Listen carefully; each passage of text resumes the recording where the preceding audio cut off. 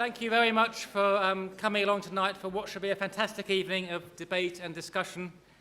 I'm Mike Savage. I'm Director of the International Inequalities Institute here at the LSE. Before I introduce today's speakers, I want to briefly mention that I've been Director of the International Inequalities Institute for 4 years, and we're about to launch some new research themes. And this event is specifically timed to mark the launch of an event of a theme I am leading around the questions of wealth, elites and tax justice. So we have a number of new researchers at the LSE, a number of PhD students and academics, and over the coming 3 years you'll see a lot of activity from us, beginning with an event on Monday night, which I believe is also sold out, but if you can get access or just watch it on YouTube, you are welcome. So I'm very excited about that, and I'm really excited about tonight's event as a means of launching the significance of these themes. And let me briefly introduce the speakers. So Guy Standing is a very familiar figure to all of us who are concerned with questions of social justice, political activism. He is a professorial research associate at SOAS. He's also economic advisor to John McDonnell, the Shadow Chancellor. He's a council member of the Progressive Economy Forum, and he's known for his extensive writings on universal basic income and on the precariat. And of course, the event tonight is focusing upon launching his new book, which will be available for sale to the first few people who can queue up afterwards, on the theme of the plunder of the commons. So Guy will be speaking for half an hour or so, introducing the book. And then we're really, really lucky, really privileged to have two fantastic, extremely well-known discussants who will each be speaking for about 10 minutes. Caroline Lucas will follow Guy. She's the MP for Brighton Pavilion since 2009, a former MEP, a former leader of the Green Party, and a few years ago she was named as one of the 50 people who could save the planet, which is quite an accolade. It's me. David Lammy, well-known campaigning MP for the Labour Party, MP for Tottenham, well known for his campaigning around issues such as Windrush, Grenfell Towers and Brexit. Former Minister in the Labour government, Minister of Culture and for Higher Education. He has a forthcoming book on tribes to be coming out in a few months' time, and we hope we can get him to launch it here too. So it's a fantastic evening. Without further ado, let me pass on to Guy.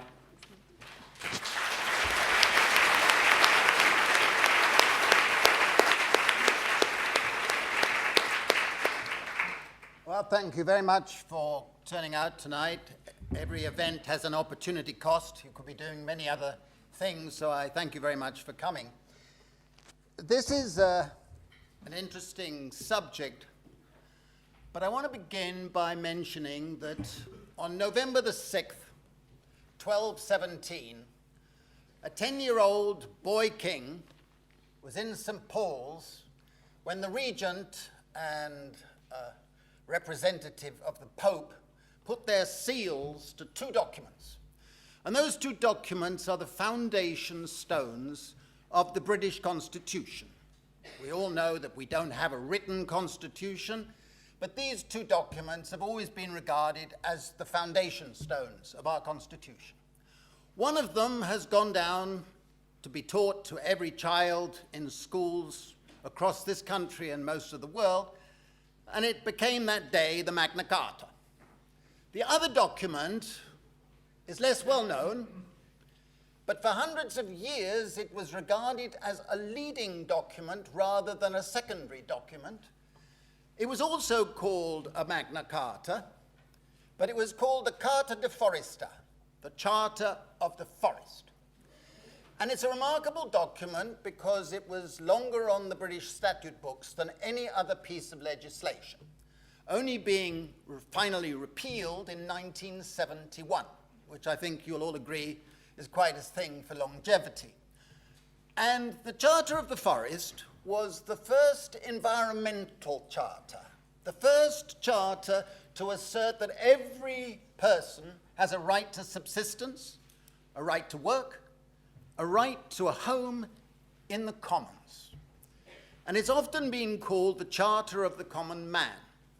But that day actually also was marking the first advance for feminism because it gave widows rights where they had never had them before. Now, the Charter of the Forest had to be read out 4 times a year in every church in England for many generations. But it's gone into disuse, shall we put it that way, and has been forgotten. And when, in 2015, the Minister of Justice in the House of Lords was asked if there were going to be celebrations for the 800th anniversary, he snuffily said, "No, it's not important." As it happened, at roughly the same time, a leading member of the American Bar Association wrote to me and said, actually, the Charter of the Forest was more important than the Magna Carta in formulating the US Constitution. And the essence of the Charter is that it enshrined in our thinking and in our history respect for the commons. What are the commons? The commons belong to nobody, and they belong to all of us. They're not private property, they're not state property. They are the resources that we share on the ground, under the ground, the air, the water, the minerals, the many things that could be turned into resources for production. But they're also the social amenities and social services and institutions of our culture and our education that stem from our history. They're the things that come into us as society. And that word society is a key word, because the book begins by recalling a notorious statement in a rambling interview that Margaret Thatcher gave after the 1987 election, in which she said there is no such thing as society. So you're all aware of her statement. And I've always thought that actually what she really meant was there should be no such thing as society. Because society stands against the market.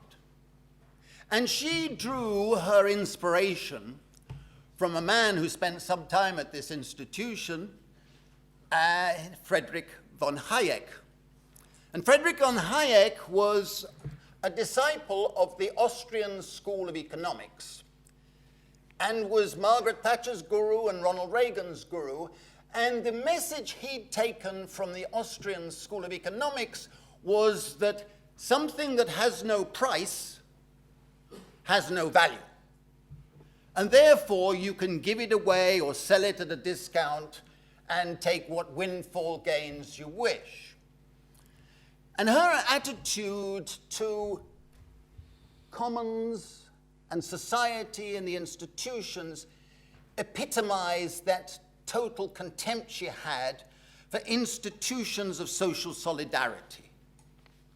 So you can interpret what has happened to the commons beginning with the Thatcher years, but continuing through New Labour and most dramatically in the austerity decade that we are just in at the moment, as the plunder of the commons. Now I want to mention, before I continue with how the plunder has taken place, a wonderful essay that was written by an amateur economist, the Earl of Lauderdale, in 1804. And he wrote this essay in which he actually defined what came to be known for generations of economists as the Lauderdale paradox. And the Lauderdale paradox essentially was this, that as private riches grow, public wealth declines. It's a paradox.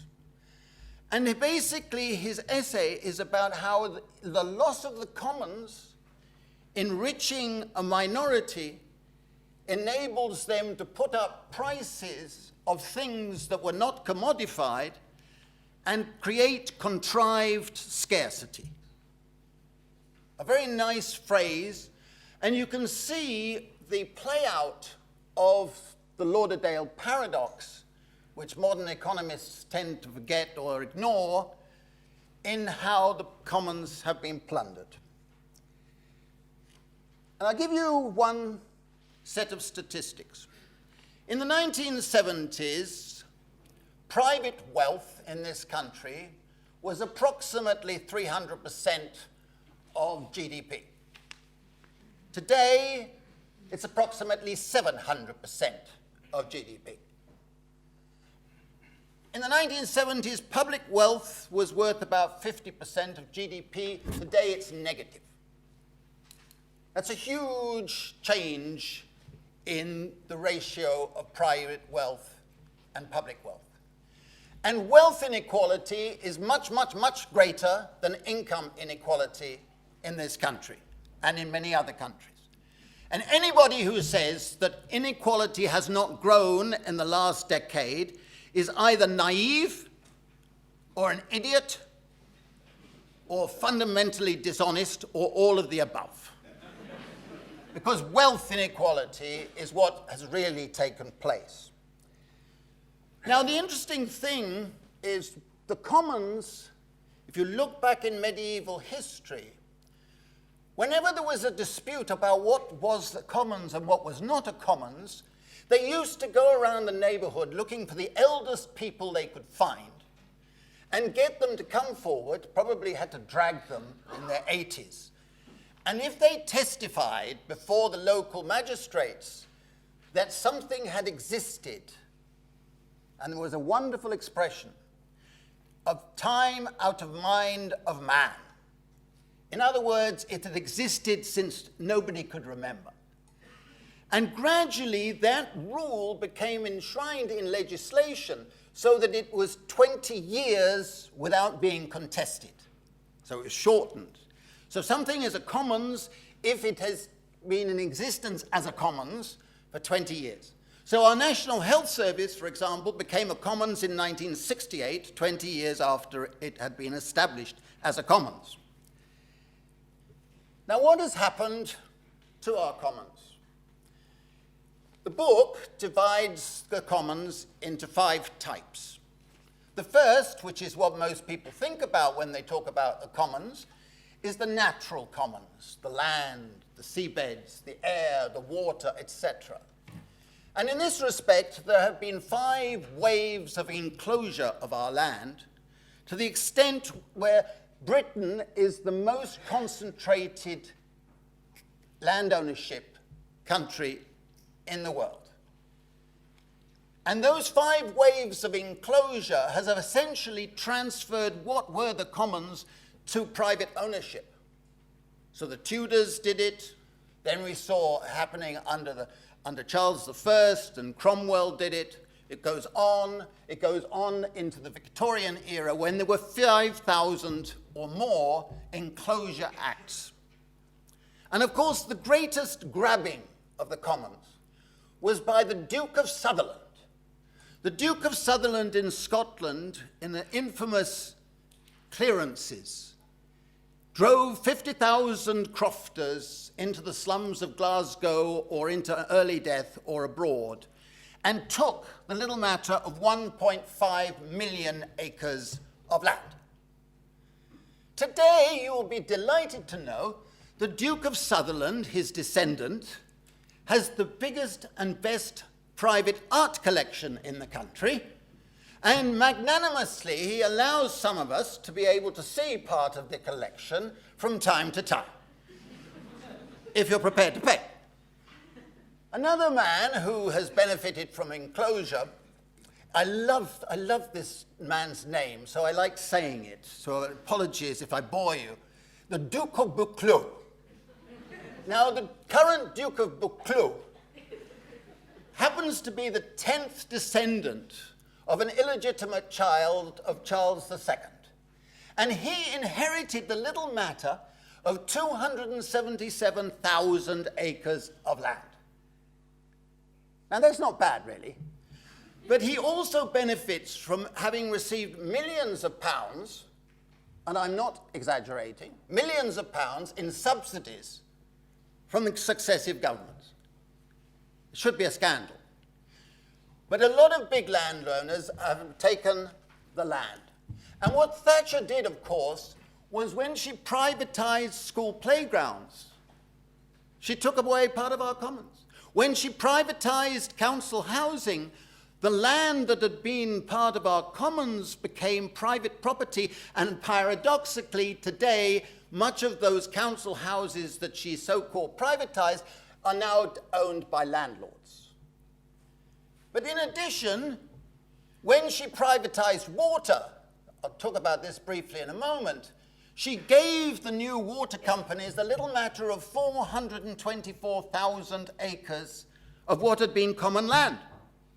424,000, many of which were not adjacent to water supply. So you can see the process of a privatization of land with enclosure.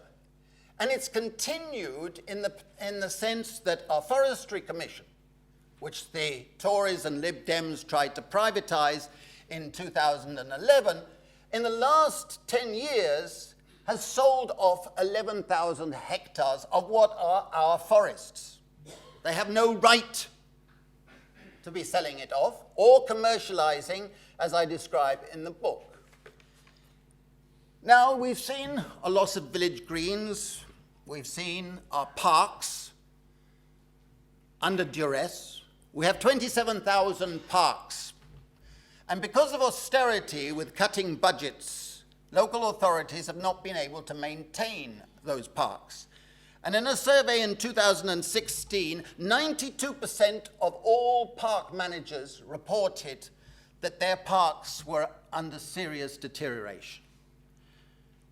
Not only that, they were having to sell off land and convert part of their parks into what I called, and I don't think it's original, eventism. So public events have to take place in parks in order to pay for maintenance. Battersea Park seems to be an extreme case. They have 600 events each year, which does tremendous damage to the grass, the trees, etc., etc.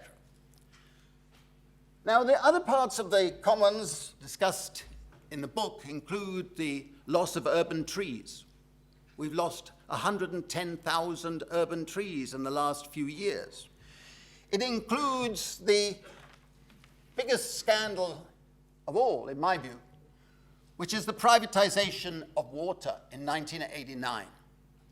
What happened was they created 9 regional monopolies, private companies, which promptly got huge subsidies from the government and then started to load up those companies with debt and send billions, 18 or 19 billion is my calculation, in profit abroad. Because mainly they are owned by private equity capital now. As if that wasn't enough, the water companies have failed to maintain the pipes. So many of the water companies are losing more water through leakages than are actually supplied to homeowners. But recently, Thames Water was fined, a miserable little fine, for having poured 1.4 billion tons of untreated sewage into the Thames estuaries. 1.4 billion, endangering human life, endangering wildlife, and leading to a situation where with other companies, water companies, today a report says, came out last month, that none of our rivers in England are fit for swimming or drinking water. They got a slap on the wrist. So did several other companies. Those companies have even been able to negotiate with the regulator over how much fine they will pay. How much shall we pay? How much would you like to pay? This is ridiculous. I think you will agree. That story, to me, is one of the scandals of privatisation creating contrived scarcity of water, a fundamental part of our commons. It goes on with other parts of the natural commons. I don't have time to talk about them now. They're detailed in the book. The second type of commons are the social commons. The social commons include our housing, which has been in the public domain. We've set a situation where today we have 2 million fewer council housing units than we did in the 1980s. 2 million lost. Social housing has also been slashed. So what has happened is there has been a huge increase, as if most of you didn't know this, in rough sleeping, homelessness. I saw some figures recently where the number of homeless has risen tenfold in the last 5 years. And 2 people die every single day on our streets because they don't have homes. And we're meant to be the 5th richest country in the world. Thousands of people have been made homeless, unable to afford a minimal home. But it's not just the homeless thing, which I detail in the book. We've also seen a privatization of something which, when I was a student, we regarded as part of the university system, and that's student digs. Today, 80% of all student accommodation is privately provided. And guess what? The biggest supplier is an American bank, Goldman Sachs. So today, our commons, which were part of the education system, are now being controlled by financial capital. And there's a bigger story here. Because as I was working on the book, I said, Guy, you're missing something. You're dumb.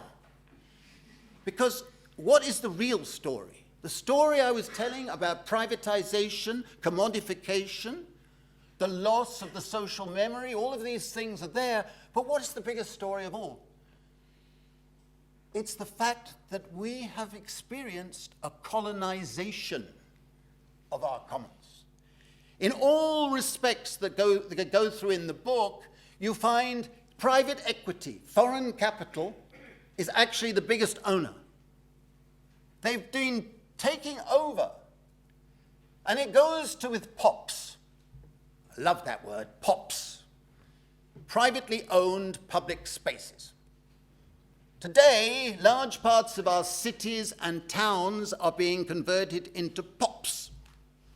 And when dear old Boris Johnson was campaigning to become mayor of London, he bemoaned the corporatization of London. He said he was going to stop it. The first thing he did when he became mayor was he went, all expenses paid, lavish trip to the Far East, to Indonesia, Singapore, Malaysia, and various other places, urging property companies and others to come and buy bits of London. So today we have Singapore on Thames, we have Malaysia Square, the London Mayor's HQ is foreign owned. We have Paternoster Square owned by Mitsubishi, and large parts of other towns, less ceremonially documented, have been moving in the same direction. I look at the social commons and I see the various parts disappearing, playgrounds, youth clubs, all the aspects of allotments shrinking. We used to have 1.5 million allotments. Today we have about 250,000. You can see a shrinkage of the social commons, which is really a tragedy. But it's the next chapter of the book that I apologize to anybody who wants to read the book, because the author clearly was a very angry man. And you know, you have to apologize for this sense of anger, because it's the loss of the civil commons. The Magna Carta and the Charter of the Forest laid down foundational principles of common law. We had to have respect for custom, for precedent, for accountability, proportionality, and most fundamentally of all, for the principle of due process. Due process means that if you're charged with something, you must have the chance to represent yourself or be represented. There must be a process of independent judges. There must be a process of evidence, of independence. And yet, in place after place and in different ways, that respect for due process has gone.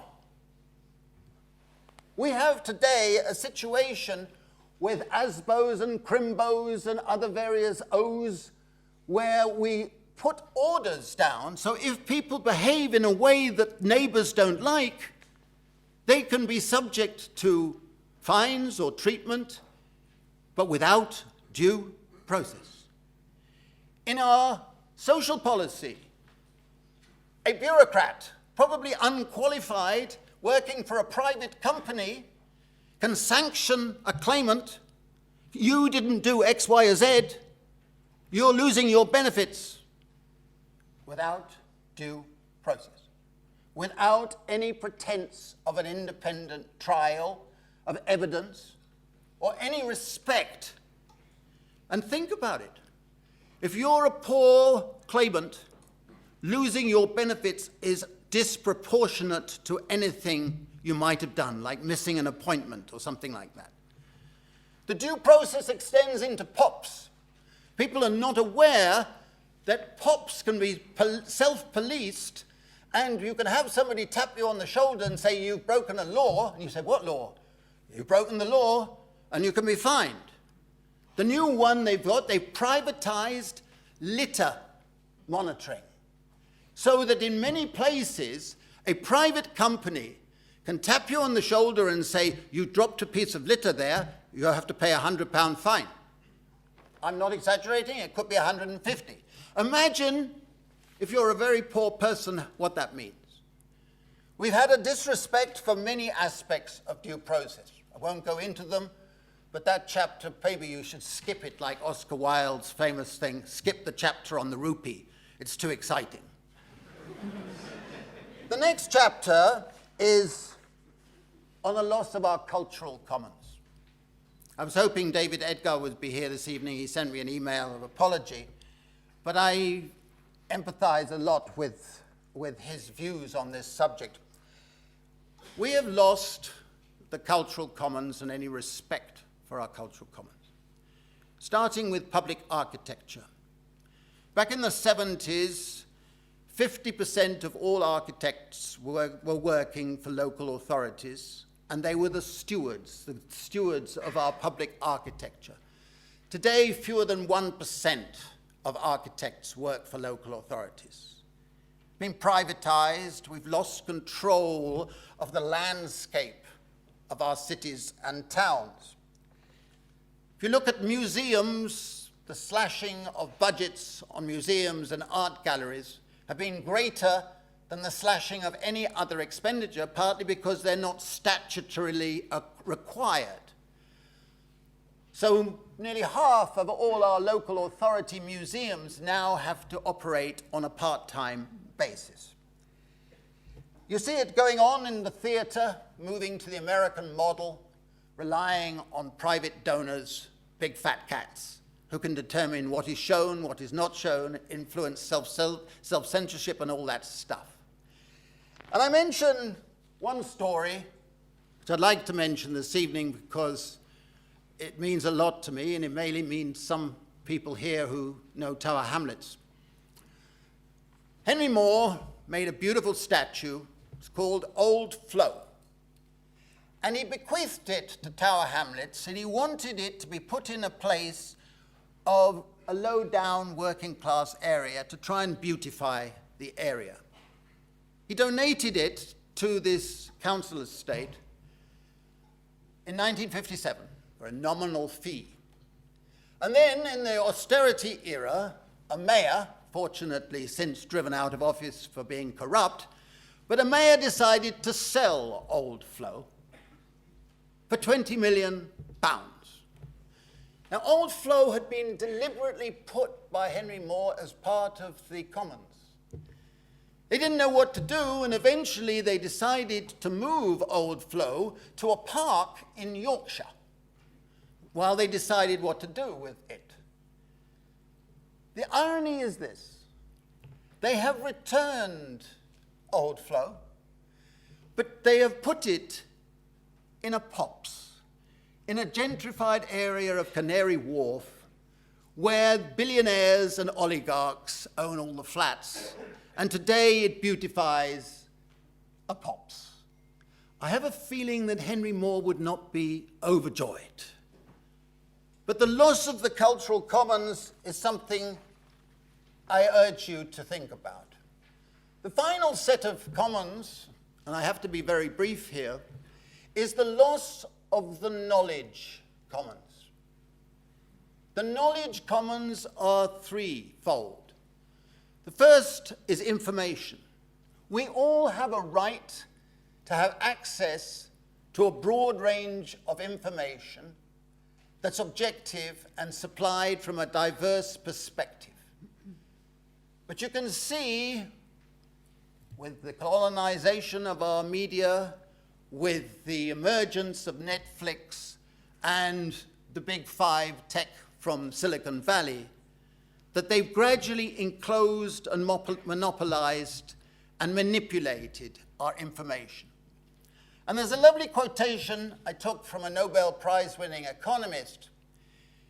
And he said, some years ago, he said, "What have we lost with information? We have lost a wealth of attention. We are suffering from a collective attention deficit disorder. We can't concentrate and we're manipulated." You all know this story, I won't go into it, but it is really a part of the loss of our commons. The second part is the intellectual commons.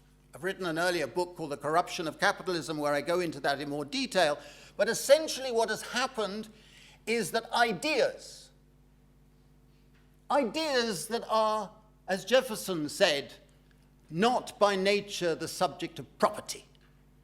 Today, ideas have been converted more and more into private property through the US intellectual property rights regime that was entrenched in TRIPS in 1994, which I discuss in the book.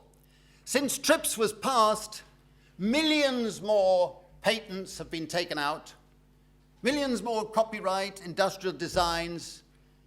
And what has happened, as I document, is that actually it's slowed down innovation. It's led to a monopolization of the controllers of intellectual ideas. The big five have bought up hundreds of companies just to get their patents. So these big five string together millions of patents and make billions of profits by being monopolists. But I warned John McDonnell, and I say this to David and Caroline as well, beware of coming into office with a program to recover our commons.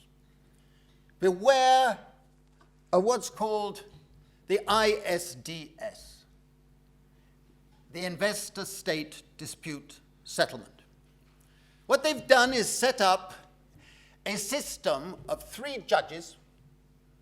And if a company says, a foreign company operating in Britain or anywhere else says, you are taking a policy decision which is affecting my future profits, you're not allowed to do that.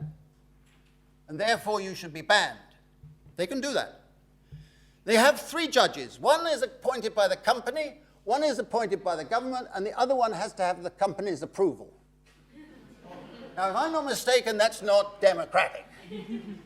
And if they can't agree, then the president of the World Bank decides. And he is always an American citizen.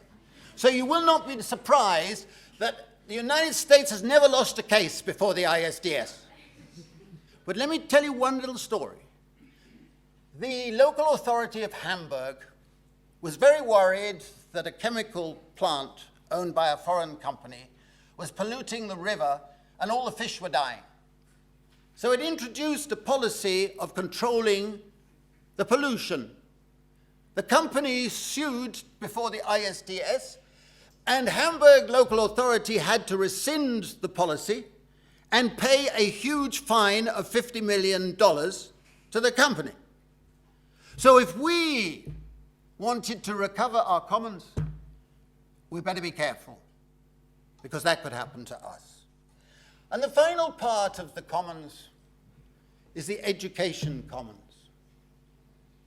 I needn't go into detail with you here. We've lost the sense of education being subversive in character, teaching us to think, teaching us to be citizens, teaching us to be critical. We're now told we've got to pass exams. We're now told more and more we've got to be commodified. We're teaching teachers to apply the same rules. And the defining event there was the Jarrett report of Thatcher and Keith Joseph, which said that henceforth universities should not be run by scholars, like Mike here, but by financiers and business people. Once that happened, you lose the capacity of an education commons. But there are other aspects in which I go into in the book. The final remarks I want to make are this. In the book, I proposed a charter of the commons for the 21st century. It has 44 articles. Most of those articles are about recapturing, reviving our commons. They're low-hanging fruit. This government has been operating a natural capital committee, for example, which is trying to put a value on every bit of our nature. It should be closed tomorrow morning, or this evening. It is totally useless, but it's perverting our sense of our values, our sense of our commons. But there are many other low-hanging fruit items. But the final chapter is saying we should establish a national commons fund. We should put a levy on all those who are taking advantage of one of our commons or another of our commons. We should put levies on that, shift the taxation system, if you like, away from consumption and income towards wealth and usurping our commons. And as that builds up that fund, you have to apply basic principles. The basic principle of do no harm with the money. The fund should only invest in ecological, sustainable, degrowth objectives, if you like. But fundamentally, the only way to make that an instrument of social justice, of common justice, is to say that the dividends paid out of this fund should be given to every commoner equally. Every commoner, and we're all commoners, should have an equal dividend from that commons fund. And the levies that I propose, like a frequent flyer levy, a digital data levy, all of these things which relate to loss of our commons, I estimate that without much difficulty, they could create a fund in year one of up to £200 billion. That fund, as it builds, could pay out common dividends to everybody, and is the best way of affording a basic income. Thank you very much.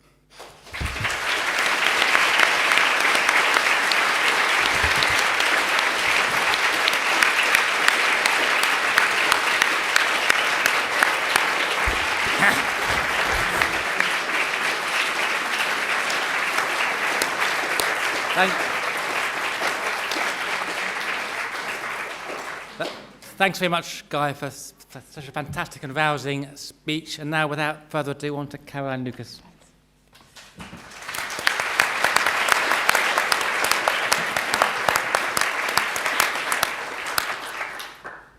Well, follow that. Huge thanks to Guy, both for that fantastic presentation, for his book, and for the fact that he's introduced me to a whole set of things that I have to confess I had no idea of. So, for example, I didn't know about the Charter of the Forests, and when I read the book, and in fact had some conversations with Guy in the run-up to the writing of the book, I just felt this was tremendously inspiring to see what people were thinking 800 years ago, and crucially how relevant that is to today's world as well. And so I think the first thing I wanted to say to Guy really was to thank him for really demonstrating what's been done before and therefore what can be done again, and to really take heart from that really inspiring vision that drove that Charter of the Forests. Because as well as providing legal protection for commoners to gain access and use of common land, for example, it was, as Guy said, among the first statutes of environmental law in the history of any nation. So yes, it forced the monarchy to return enclosed lands to the commons. That's pretty extraordinary in itself. But it also began to set out implicit limits on the exploitation of natural resources. It established norms for the use of those natural resources. It established principles like the condition that one person's actions couldn't be at the expense of a neighbour's potential action. So in a sense, these are very kind of modern concepts, and I think it's really exciting to look back and see how that was part of our law for the best part of 800 years, and how we could perhaps learn from that moving forward from today.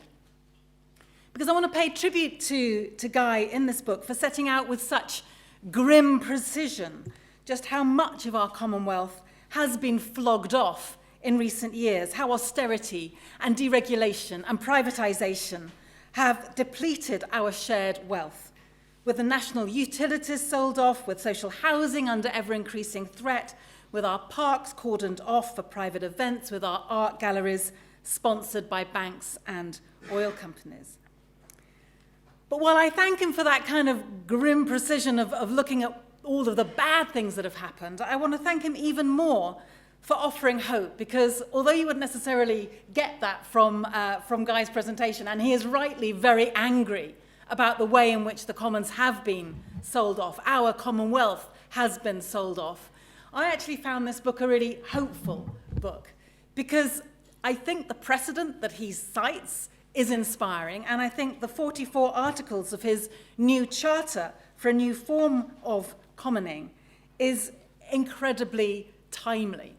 And I think that's the thing I wanted to focus on in a sense, was that idea that it feels that right now is exactly the right time for this book, for this analysis.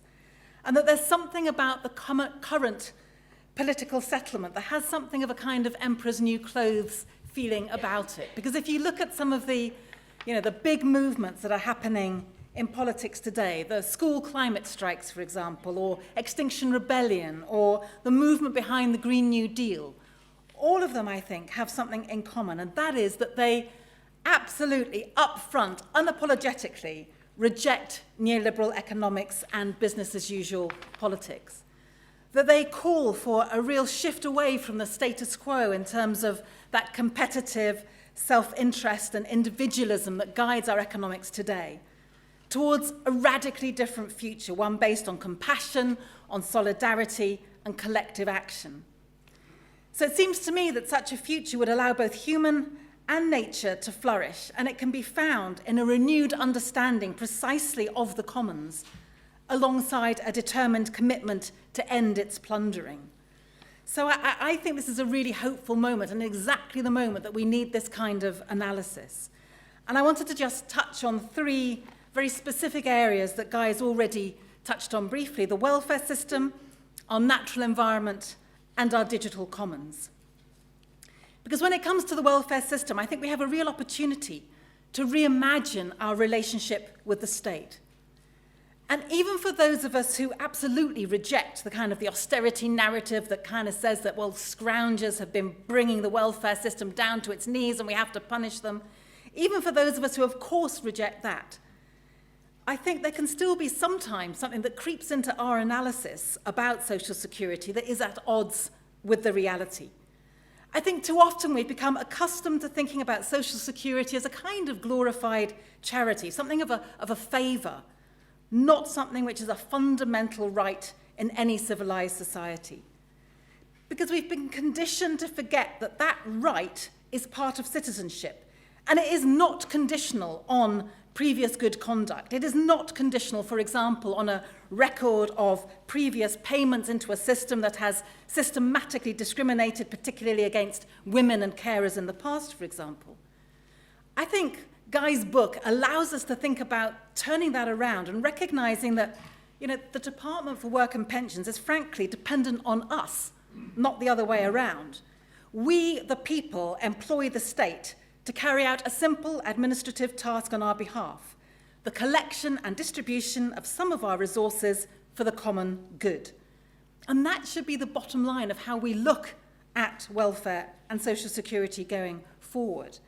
And to politicize that contract, or to use it to punish people for being disabled or homeless or young or for certain of the life choices that they've made, as has been done by successive governments, I think is a complete breach of the social contract.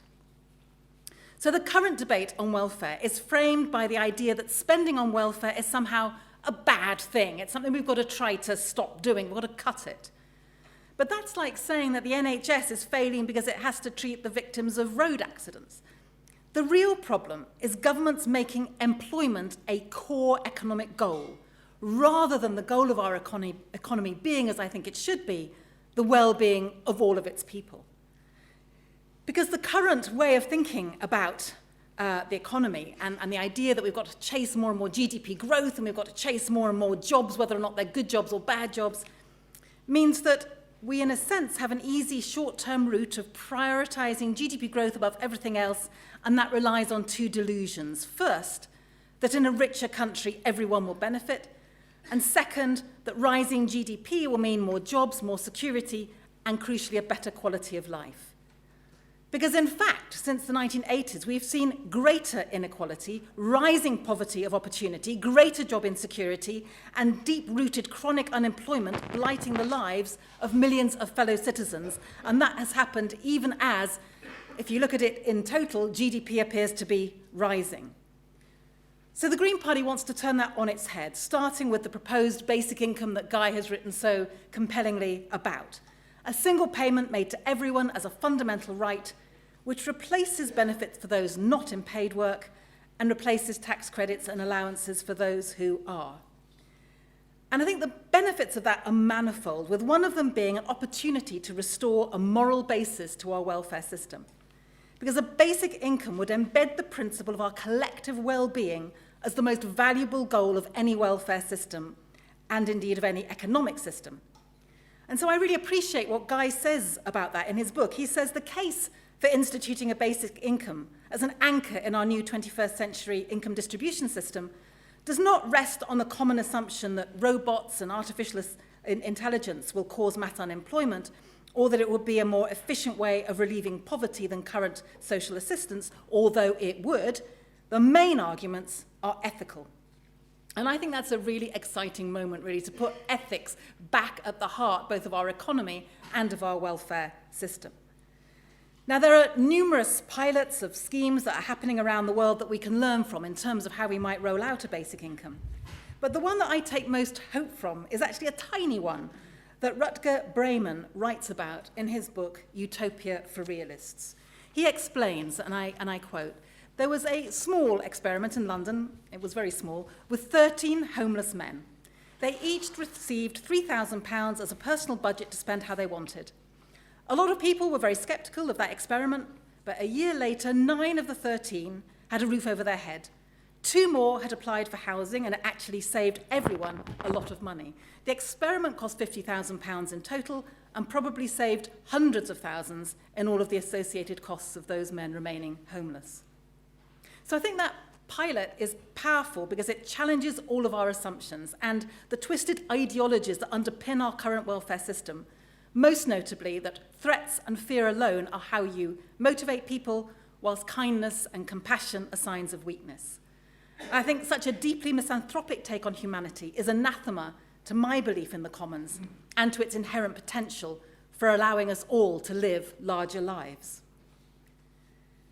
But it's not only humans that might flourish if we reimagine our relationship between our economic and our social goals. I think there's also a powerful case for a basic income helping with the biggest moral, political, and economic crisis that we face right now, and that is the climate and nature emergency. Now, as authors of The Human Plant, Simon Lewis and Mark Maslin write, to usher in a new way of living, the core dynamic of ever greater production and consumption of goods and resources must be broken, and a citizen's income will be a significant step towards limiting and breaking the link between work and consumption. So as you know, our current economic model is basically designed with consumption as the payback for being ever more productive at work. Essentially, all of us are persuaded to go out to spend money we don't have on things we don't need, to make impressions that don't last, on people we don't even really care very much about. And that is essentially to keep the economy moving forwards, GDP going up, consumption happening, and we are supposed to be happier as a result. Well, not only are we not happier as a result, and there's a lot of evidence for that, but we are also completely trashing our environment in the process. And if you were in any doubt about the urgency of getting off this collision course that we're currently on with climate catastrophe, then the recent IPCC, Intergovernmental Panel on Climate Change reports, hopefully will have really made it very, very clear when they say that we now have 11 years to get off that collision course, 11 years to halve global emissions and hit net zero by the middle of the century, and many of us would say that that is not actually fast enough. But the bottom line is that if we've got an economy that's based on consuming more and more stuff, if all of us are employed in jobs that is about creating more and more stuff, we are not going to get off that collision course. The publication in May of the UN's first global assessment of the state of the world's nature for 15 years identifies the growth of the global economy, and specifically the growth of material consumption in affluent nations, as one of the major driving forces behind the destruction of our living planet. And as the economist Kenneth Boulding famously said, that anyone who thinks that you can have exponential economic growth on a planet of finite resources is either a madman or an economist. So, I think that this new approach to our economy and to our social contract can also help us get us off the collision course we're currently on with climate catastrophe, to build economies that restore the commons, to build economies that are distributive and regenerative by design, rather than being divisive and degenerative by default. And very finally, I just wanted to say a few words about the digital commons, because it feels to me that, relatively speaking, the digital commons is still a fairly new area where we still do have, if we act very fast, an opportunity to establish some core principles that have been eroded in relation to so many other parts of the commons. Clearly, the internet can be the most democratic space in society, and we have to work hard to protect that where it is the case. It is the ultimate shared resource created by the people, owned and potentially governed by them.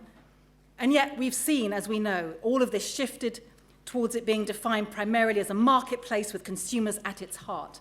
We've got a thriving digital capitalism where monopolies are currently virtually unchallenged.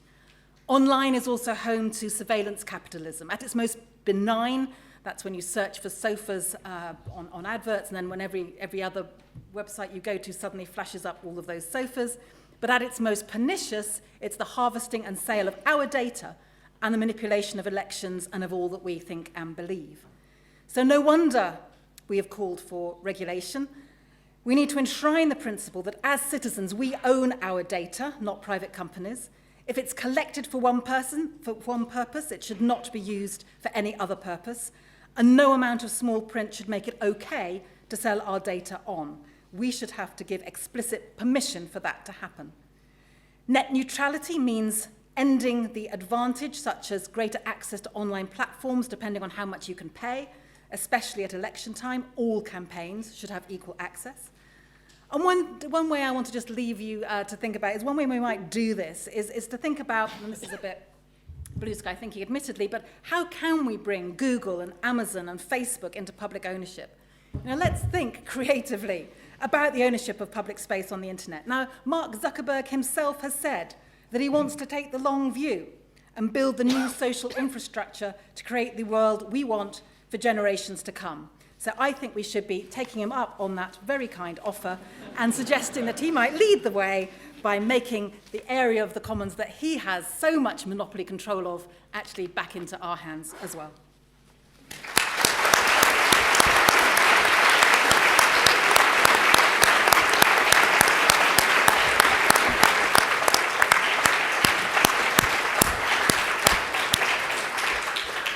Thank you, Caroline. And last but not least, David Lammy. Great.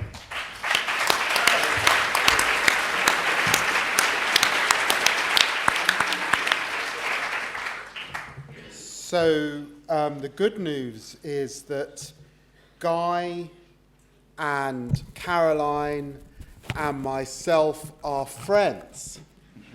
And they're such good friends that for an event that's meant to end at 8 o'clock and allow half an hour for questions, they've allowed me 3 minutes time with you.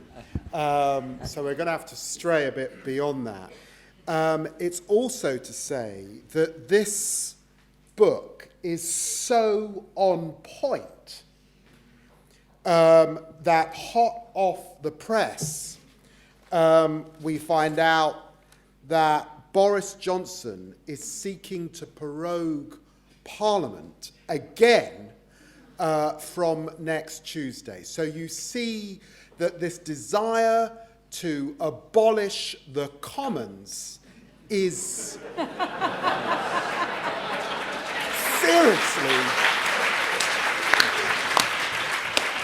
a political project. Look, I'm biased because Guy Standing is a professor at SOAS, where I studied. So of course I'm biased that this is a brilliant book. But as I have been talking to Guy as he was writing this book and actually thinking about my own book, I want to just offer some reflections, because I think that this is almost a sort of manifesto, in a sense, for how we might begin to come back together again in a post-Brexit environment. Now, you know what I want that environment to be, but even those of us who would argue quite passionately that it's in our best interest to remain within the European Union, I hope, and I know Caroline's led on this subject as well, we're also of the view that serious reform is necessary both within our country and within the European Union. So the first place I want to start is just reflecting a bit on why we all sat here, listened to Guy, and sat in silence and in awe, and in that familiar academic environment where we were learning so much in half an hour that we did not own, that we did not know before. And I want to suggest that there is a serious problem that this sense of the common has not been owned by the people or by the civic. Great research, something that was established in the 13th century, but not something that was owned by the people. Why is that? What's that about? And it must cut to the heart, in some respects, as to the kind of country that we are. Now, I'm concerned, and I raised this in my first book, about the liberalism that came out of the Enlightenment that gets us to this point. If you bring that right up to date into the 20th century, we of course celebrate two major revolutions. First, the social liberal revolution of the 1960s brings ethnic minorities to this room, brings women to this room, gaining ownership over their own bodies because of the invention of the pill and women's rights and other things, gay men and women to this room. We celebrate that, and my party owns much of that agenda in this country. But what it did also was it gave us a powerful sense of our individual rights and sometimes our collective rights if we were part of a group. And look, I spend a lot of time defending minorities in this country. But that sense of a shared community, somehow, sometimes weakened by that powerful sense of my right, me, myself, and I, but not what we all share. The second, of course, deeply pernicious, is the laissez-faire, liberal economic, neoliberal economic agenda that has decimated any sense of what we share. It means that we live in a society that attaches far more value, if you like, to the consumer and to the client, and very little value to the citizen. But even as I say the phrase citizen, the truth is, in this country, we're not citizens. We're subjects. As we found out when Jacob Rees-Mogg tricked the Queen. I've got to tell you, for Boris Johnson, I mean, I know he's been, he's wronged quite a number of women over the years, but to pick on a 93-year-old monarch is saying something. But it goes back to this sense that we are subjects. And so what is powerful in this proposition is also that sense that we can finally own what is common and have a stake in what is common, not just rely on others to preach that to us. But what will it require? Well, I think it's got to require some sort of written constitution. And the need for that is now patently clear. If we don't put this stuff down, if we don't hold up our thinkers and say that this is a moment, then how can we possibly own this stuff, I think, is essential. The other is reimagining our local space and what we share locally. This is that, and that is a sense that when I think of that common, and it came across in those early chapters, actually it takes you to local and neighbourhood level in terms of owning and occupying that common. And of course, in our country, the local has been decimated. It's vanished. Local authorities are not powerful organisations. My local authority, the London Borough of Haringey, has lost 59% of its real terms funding. But the reality of that loss is not just financial. It's actually losing less and less control over what you deliver, what you offer in that common sense. Guy talked about council housing, but I lament and am deeply concerned about quality youth services.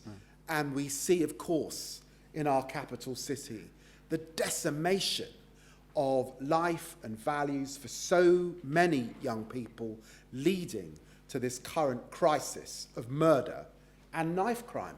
That is a loss of the common and what we own and what we share. And it does also cut to our values and how we, if the state is not holding its young people, something has gone very, very, very badly wrong. I think of the places that I occupied in the 70s before much of this disaster began.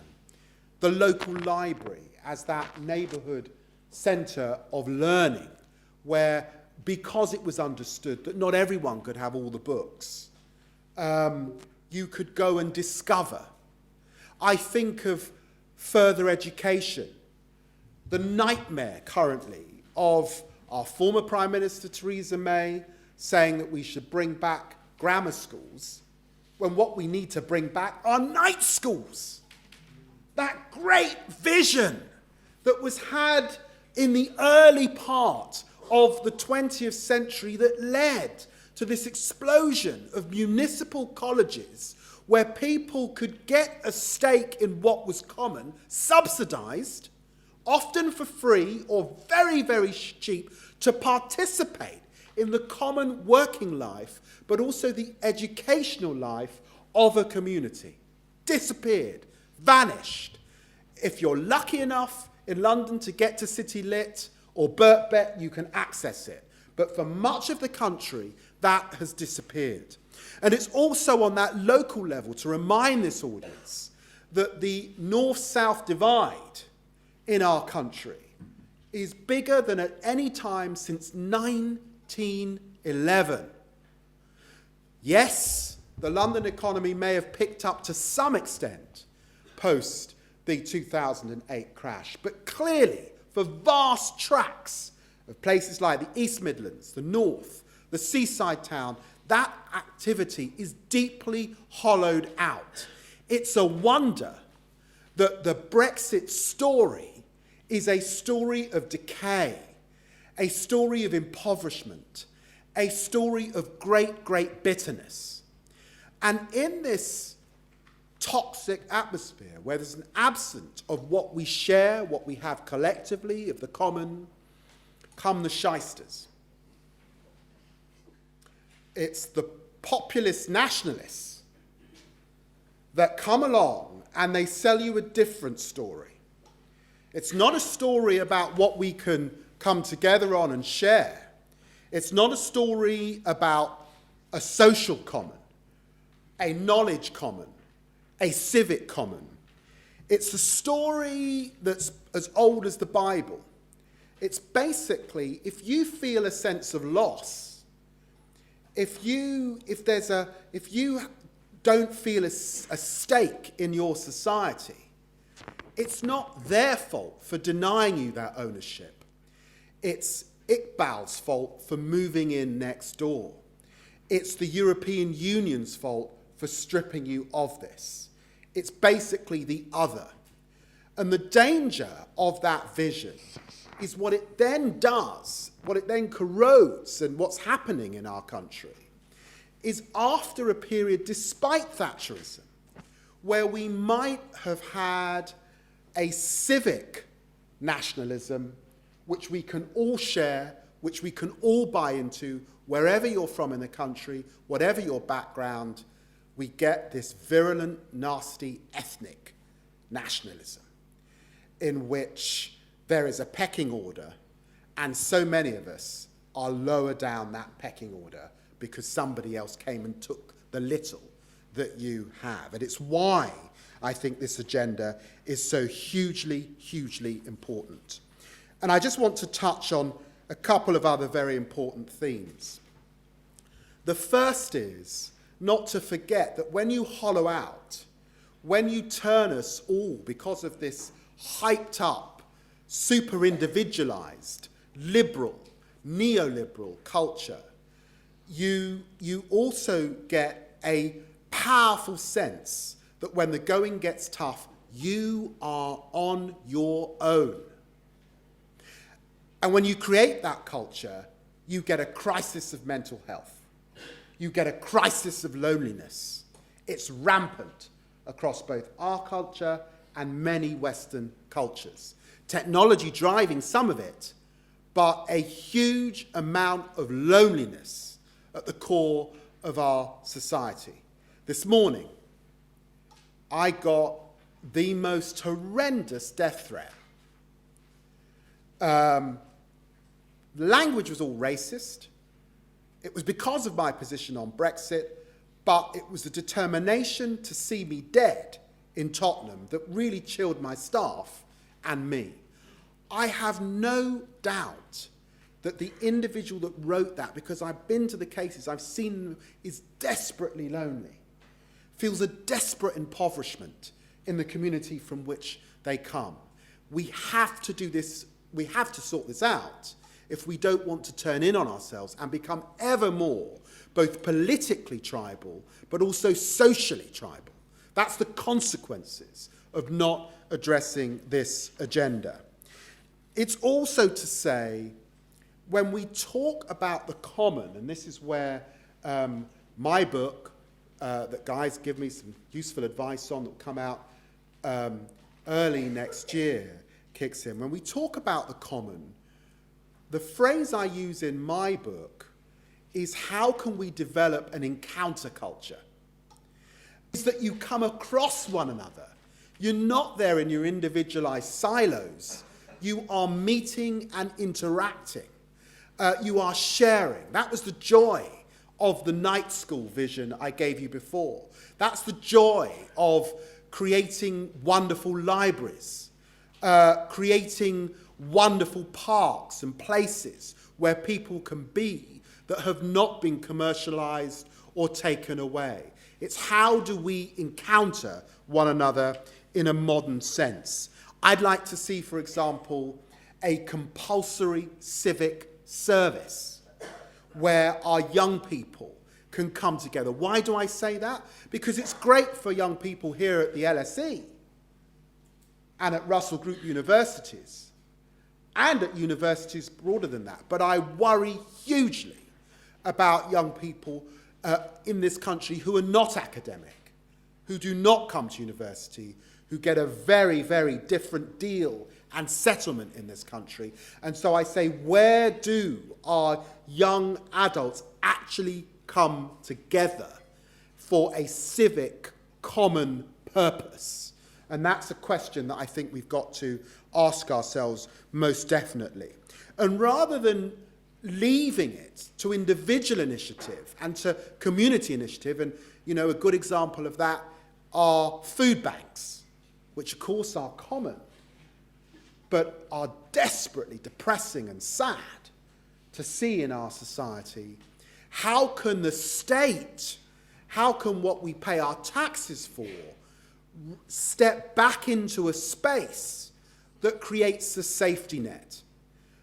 In a few weeks' time, you'll see Ken Loach's new film, which is effectively about what Guy wrote previously on the precariat. It's about zero-hour contracts. And as I watched this poignant, powerful Ken Loach film, I reflected on a society in which, and this is not, the idea of, I'd hate that phrase, the gig economy, because it sort of evokes Shoreditch and a playwright who's doing Deliveroo at the weekends. Ken Loach's film is about what Guy wrote about previously. It's about how this culture strips families of their dignity and their humanity. It's about that choice and that ramped up individualism that I talked about. That's actually not a real choice. You're not really given that choice when you're given this contract and this pick and mix. You're actually denied hours, can't sleep, poor money, fall into debt, all of those things. But what was powerful and what came across to me was the stripping away of a safety net. And if we are honest about the common, we must put back the safety net. Now, we always have to refresh our politics. And I think in thinking about the precariat previously, and now thinking about the common, what we share, there's a potential here. Because for those who might sit on the political left, what is social or what is socialist, we have potentially a new vision and a new manifesto. But actually, for those who might see themselves on, I'm not going to say because these days the right is not where the right used to be. It's not hard right. But for those on the centre right, of course, when you think about the common and you think about our heritage and you think about a tradition that goes back to the 13th century, there's something deeply conservative to conserve about this agenda. So there's something in this for everyone, and I recommend it to you.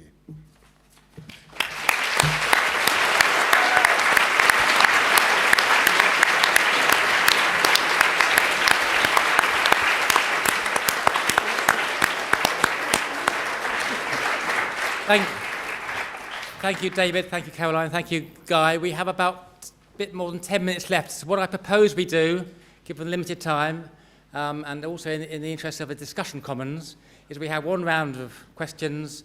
Please keep your comments concise. We haven't got time for long discussions. Guy will be standing and doing some signatures outside afterwards. There's a chance to engage with him, so please bear that in mind. Okay, who would like to speak? Right, yes, you're at the front, yeah. Here's a microphone. Hey, thanks so much. That was super interesting and very useful.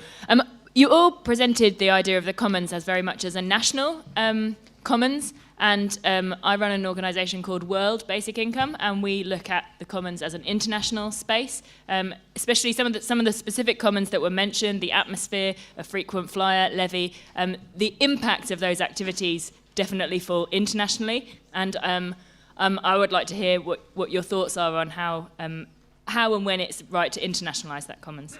Okay, thank you. At the back there, yeah, in the middle back, the microphone.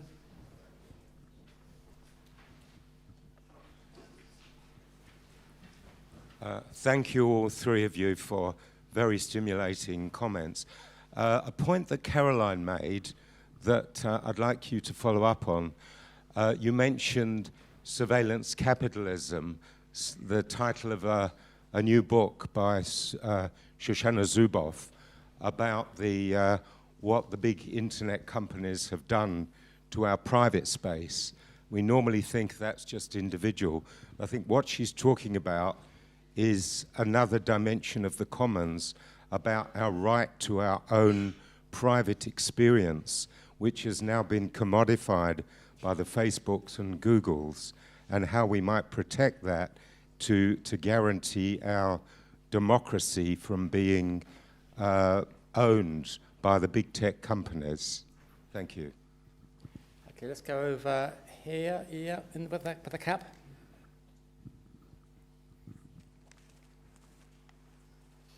Hi, yeah, it was a great lecture, but one of the problems that I have with the left at the moment, I mean, I'm on the left myself politically, is we seem to spend 80% of the time talking about what the problem is, and then about 20% of the time talking about potential solutions, but not really envisaging a life with those solutions in place. It's kind of like we're missing the story aspect that the right is getting right. That's why the right won Brexit. They gave us, the people, a story, whether it be true or not, and the left just doesn't seem to be giving us that story. So I think it's not really a question, forgive me, I'm an engineer rather than an economist, so we usually tend to think if something's buggered, how do we fix it, and we concentrate on that. So for me, I'd just like to see the left sort of concentrate a bit more on that, tell us the story of how we're going to make this world a better place, because I believe we can, and I think you're all exceptional examples of the people that can lead us there. So just try and concentrate on the story a little bit more of what we're going to do and how we're going to get there. Let's go over here. We'll walk around the room for a few more minutes and then get some responses. Who would like to speak over here? I'm looking for a bit more diversity. Any women want to speak over there? Female? Yes. No. That's the hurry up with the stripe. No, to the right. To the right. That's it. I'll take it. Of course, yeah. Kate Ashbrook from the Open Spaces Society. Brilliant talks. Thank you, everybody. I really love Guy's 44 articles, his Charter for the Commons, and I really want to see that happen. I mean, I'm interested particularly in the land commons, so stuff about freedom to roam and greater rights and greater sharing and public forests, all that is wonderful. So how is it going to happen? We absolutely have to get together and make it happen. We can't just go on talking, we've got to do. So, Guy, tell us what's to happen next. One more question, and then I'll ask the panel to speak. Who would like to? Yeah, here. Front. Make the microphone.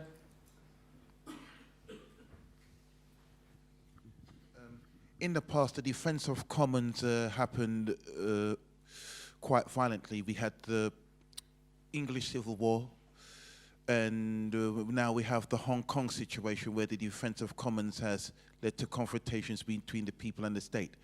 Is that what will take to get your 44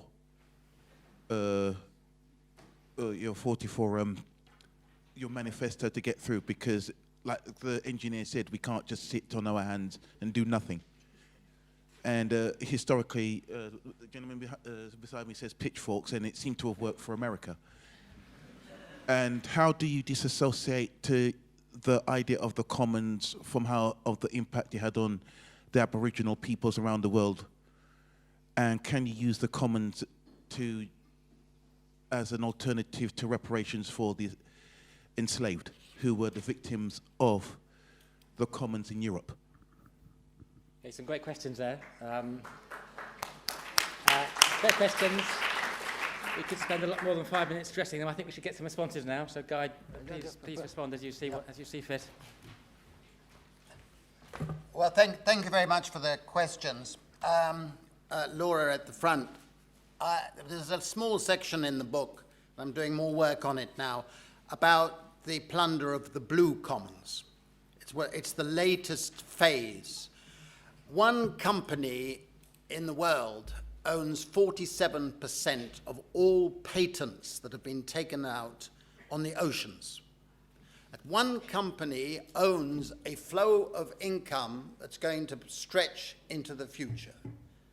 It's an extraordinary story, but it's a plunder of our commons. And it is a shocking story. And I understand where you're coming from. We need an international dimension. Of course we do. And I propose some ideas on that, and you have some better ones. So I think it is an international. It's international, it's national, and it's local, as David was making very clear. On the surveillance capitalism and digital data, the section in the book, which is in a sense a response to your question, I strongly believe that we need a big digital data levy, so that 3% or 5% of all income generated by the big tech companies in this country should be effectively taxed. And that should be put into this fund that would be built up.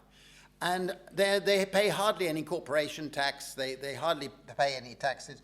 And I think it's very important, and this is part of the charter that I recommend in the book, that we need a strategic policy from all progressives, Labour parties, Green parties, whatever you name it, to roll back the intellectual property rights system. It is an absurdity that a company can take out a patent and often not actually want to do anything, but stop others producing. A patent that is a result of publicly funded research, which gives that company a monopoly profit stretching 20 years or 40 years into the future. It's completely unethical, it's completely immoral, and the research, as I mentioned in the book, shows in actual fact it does not stimulate innovation, which the defenders claim it does. It actually impedes innovation, it impedes technological change, and yet it gives monopolistic profit to a tiny number of plutocratic corporations. Part of the charter is that we should roll back the intellectual property rights system. The 44 articles are a narrative in a sense. And if I'd had a little bit more time, I would have spent more time on the actual articles. But what I've done in the past is when we've talked about how you would revive the commons, and Kate's points were excellent on that, and I learned so much from her and her group, is that you can identify an agenda with a lot of things that make up a narrative. We can revive our parks. We can get the right to roam strengthened. We can do so many things that are actually something that most people could agree on if we took the perspective that our commons has all those things that David was talking about.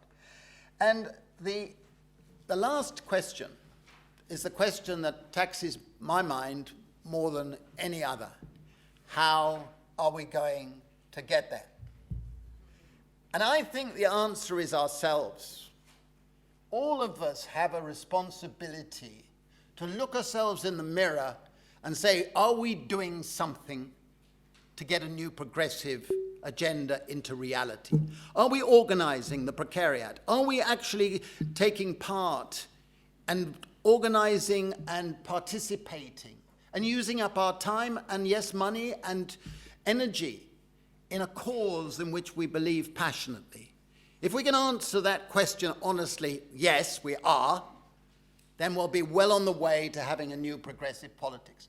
But I wish so powerfully I was age 20-something. Because to me, this is the most exciting period, because we know we need a new progressive politics, but it's only going to come if we get off our backside and really do the hard yards and get angry. We may not need a revolution, but we certainly must revolt. And that way we'll get it. Thanks very much.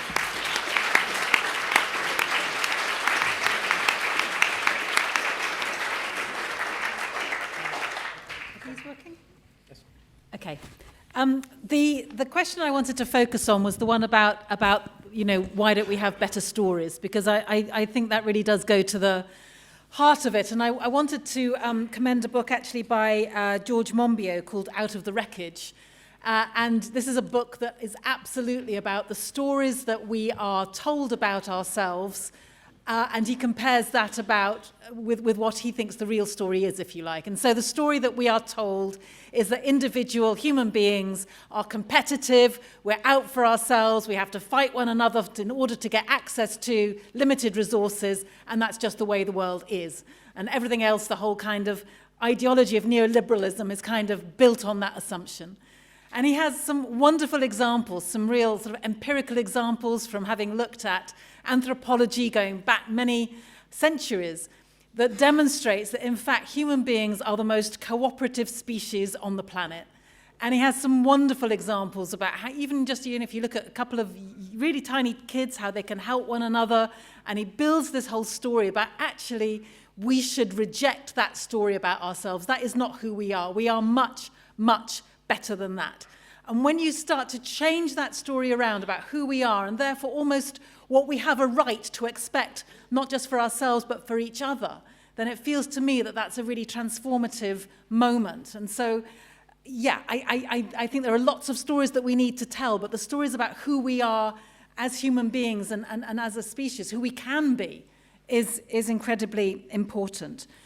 People have stressed the importance around practical solutions as well, and I focused a little bit on a basic income scheme. And, to be honest, the Green Party has been banging on about a basic income scheme for decades. And it's really exciting now that John McDonnell is asking Guy Standing to write books about, or at least reports, not sure it's books, but anyway, reports about basic income.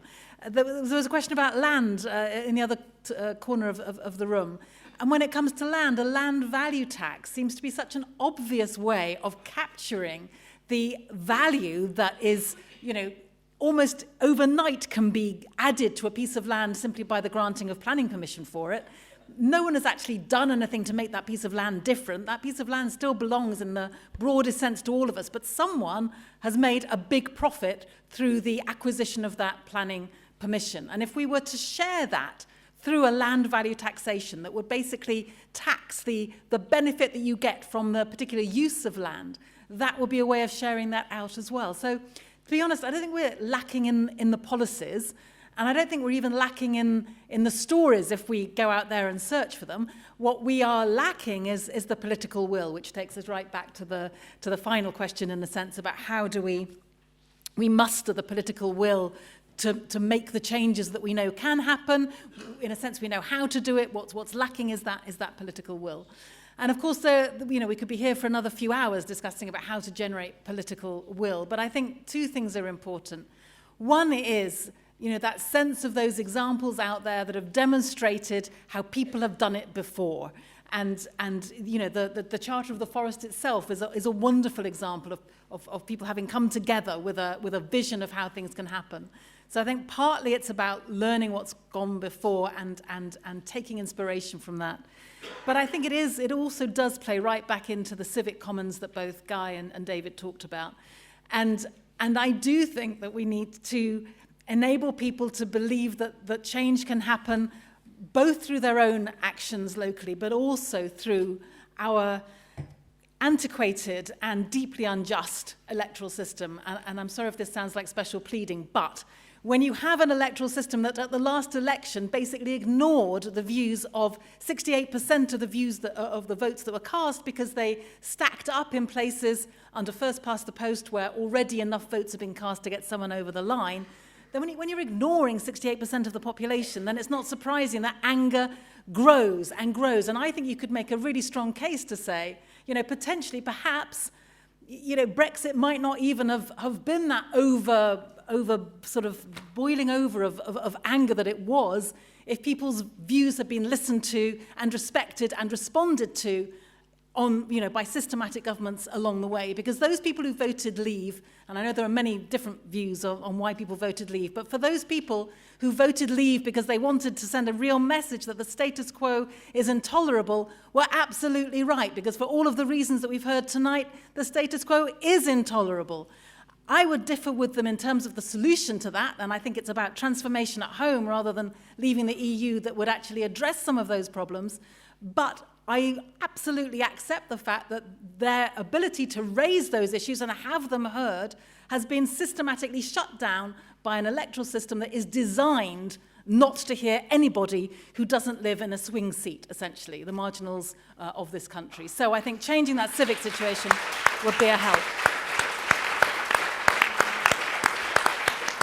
Thank you. David. Well, I think there are two questions that particularly spoke to me. The one was the international context, which I thought was very well made, but it linked to the last question as well.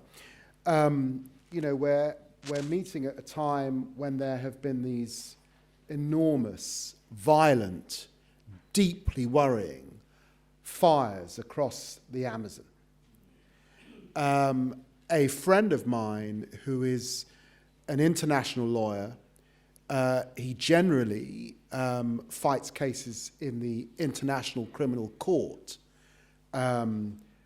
prosecuting dictators, army chiefs who've murdered and butchered people in violent, aggressive wars, has put forward this suggestion with a group of other lawyers that actually something like the Amazon, where it looks like so many of those fires are entirely intentional and maybe even state-sponsored, ought to be crimes against humanity.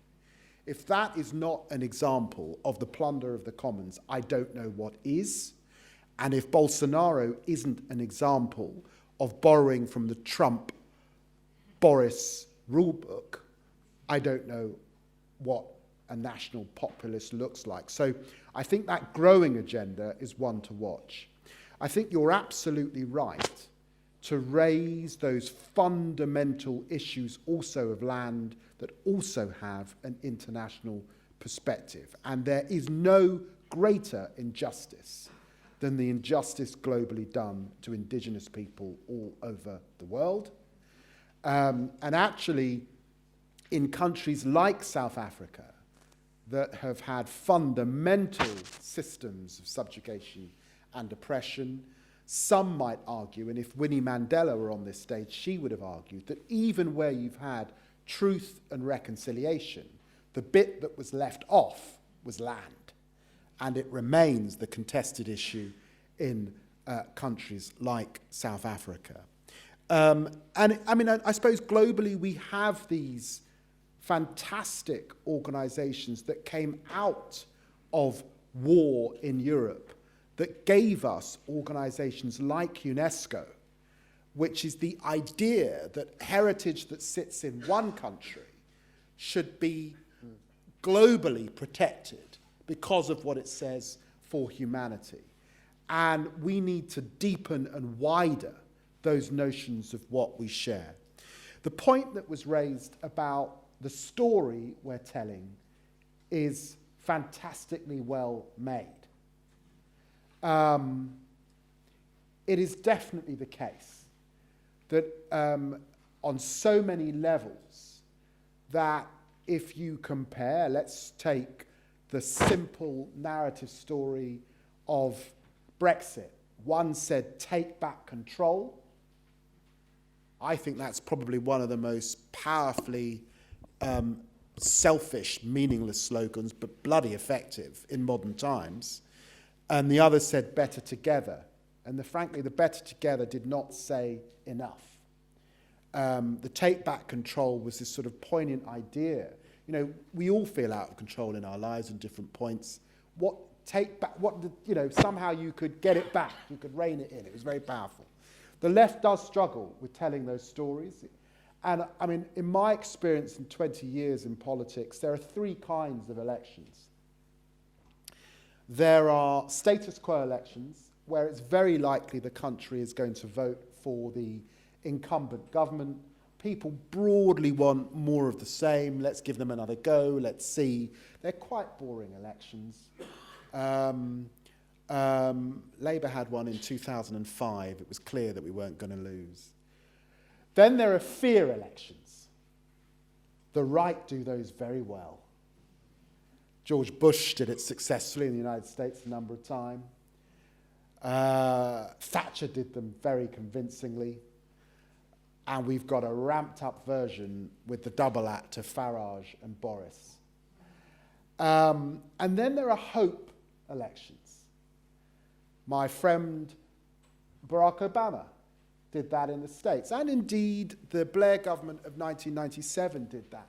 It says something about when you're on the progressive end, whether it's the centre or the left, hope is a key ingredient of the story you've got to tell.